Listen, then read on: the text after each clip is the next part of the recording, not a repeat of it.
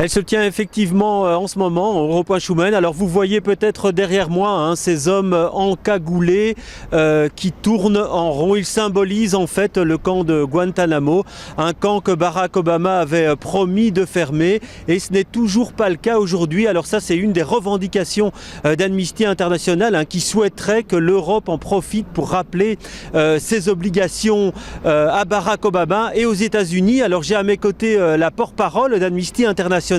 Alors vous voulez vraiment qu'on saisisse cette opportunité-là? Est-ce que vous y croyez?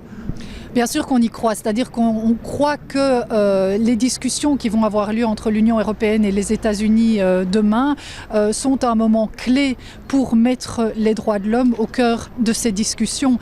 Aujourd'hui, il y a toute une série de dossiers, vous avez cité Guantanamo, mais il y en a d'autres, où on constate des violations criantes des droits de l'homme et c'est plus que jamais le moment pour l'Union européenne de rappeler à Barack Obama ses obligations, notamment effectivement par rapport à la fermeture du centre de détention de Guantanamo. Il y a 4 ans, Obama avait annoncé la fermeture de ce centre. Aujourd'hui, on constate qu'il y a toujours plus de 150 détenus, prisonniers dans des conditions très très difficiles, alors que certains sont tout à fait libérables et la plupart d'entre eux sont emprisonnés sans accusation ni procès. Alors il y a l'utilisation de drones armés aussi que vous pointez et aussi la peine de mort puisque les États-Unis restent dans le top 5, dites-vous, des pays où il y a encore beaucoup de condamnés à mort qui sont tués chaque année. Absolument, et ce qui est particulièrement inquiétant, c'est que aujourd'hui on constate que la peine de mort s'exerce au niveau fédéral également.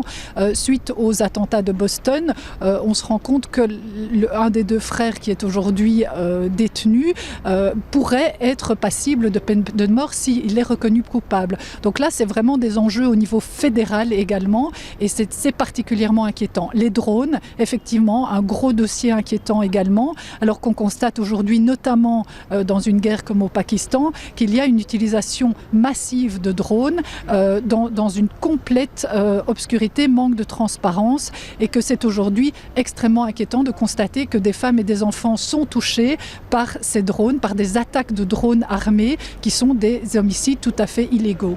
Voilà, donc c'est ce que dénonce aujourd'hui Amnesty International qui invite donc le grand public à signer une pétition pour demander effectivement que l'on agisse sur ces dossiers. Alors la manifestation ici va encore durer une petite heure.